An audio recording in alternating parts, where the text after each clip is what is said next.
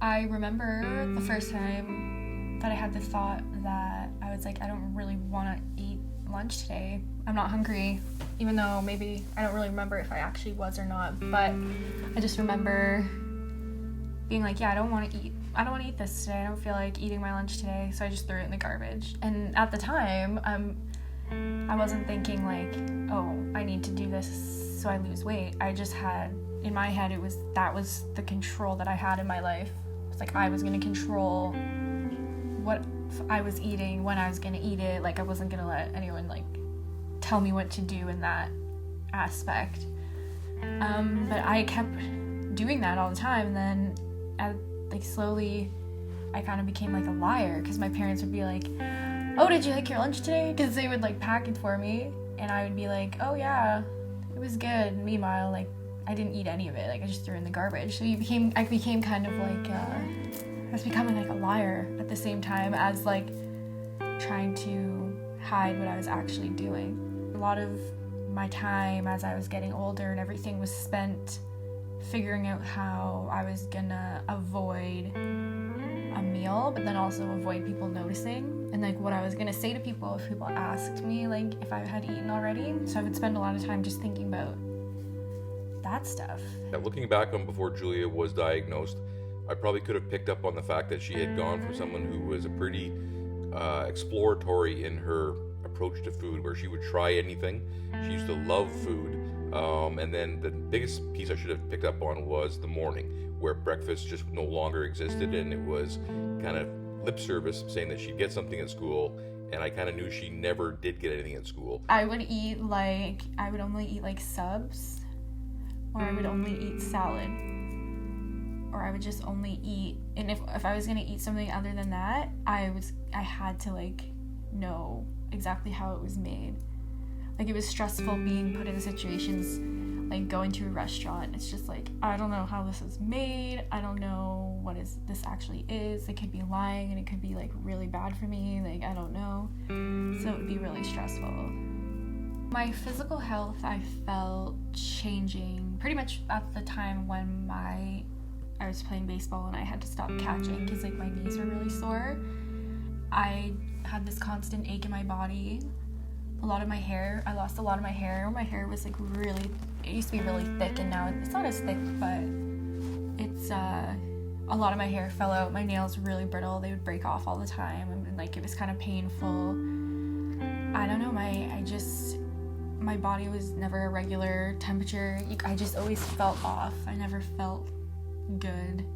Mentally, I was a disaster. I wasn't feeding my brain anything. I also had really bad insomnia, so I would lay awake at night and then go to high school, like when I was in high school, and then go to school and just be like, the way I described it is like I felt like my brain was dry all the time. Like my head was just dry. There was nothing, because I wasn't feeding myself, so there was nothing. I felt like I was absorbing nothing. Like I could be sitting there in class like thinking and listening, and I'm just like absorbing nothing. I'm like, I have no idea what's going on. I lost all concentration. My blood sugar would drop so low, I would just have like these absolute like freakouts. Like it just like my moods were never stable. I was always up and down. When I started to lose a significant amount of weight, like my parents kind of started to catch on. I remember Julia's prom. I think it was her prom when she got this beautiful dress. I think it was red. It was long and it had a cut open here and everything. And when she wore it and she had her hair up, I thought, wow, Julia's so thin.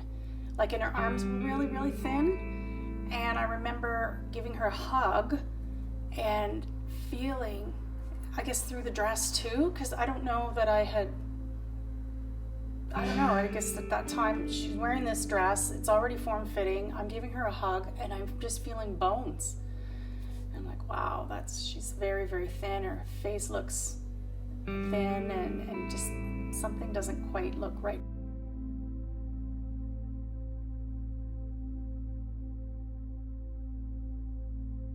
I got referred to there was a eating disorder recovery program at Credit Valley Hospital that I got referred to, and it was basically like it's literally like a do or die situation. Like that's not like an over dramatic statement to say about having an eating disorder and recover, like hopefully like having an eating disorder. It's literally a do or die situation. So you either recover and you learn how to recover, or you literally don't survive. Like your body just shuts down and you don't survive. So, and I remember the doctor at Credit Valley Hospital, he was like, at the time I was 17, because I was turning 18, so I was able to go into the program, and I just remember the doctor being like, at this point, like, if you don't recover, like, you're not gonna make it past your 20th birthday. I would put my, like, pinky around my wrist, and, like, I would, like, compare, and if I couldn't touch, like, my pinky to my thumb on, like, the bigger part of my, like, wrist forearm, I would, like, freak out. And it's just, like, I never was happy with what I looked like. And now I look back, and it's just, like, wow, like, I could have done anything to myself and I wouldn't have been happy, because I wasn't happy, like, on the inside. Like, I'm not gonna be happy with the outside if I'm not happy with who I am on the inside. So the program at Credit Valley Hospital was like a 6-month recovery program.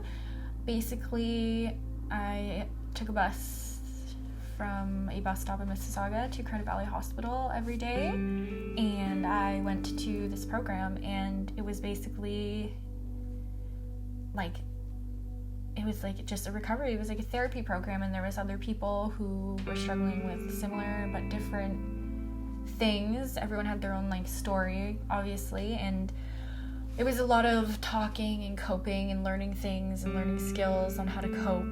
I took away a lot of things from it, obviously, but I took away, like, I now, like, am very interested in mindfulness.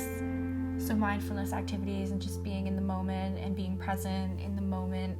And it just really taught me that it helped me discover a reason. I know, I just look back and I think about what my doctor said, and he's like, you need to change something or you're not going to make it past 20.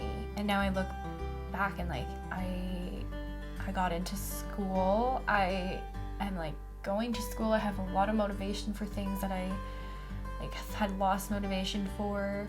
There is no reason to think that you can't live the life that you've always wanted, or the life that you have been dreaming of or thinking of, and because you're just so tired of the fight every day. But it says so much that we get up every day despite fighting hardships or like the battles that we have to face, but we keep going. And I think it's just important for people to keep going no matter what is happening, because things do get better. And although they don't feel okay right now, like, I'm using my story as that example, is that things can get better and things will get better.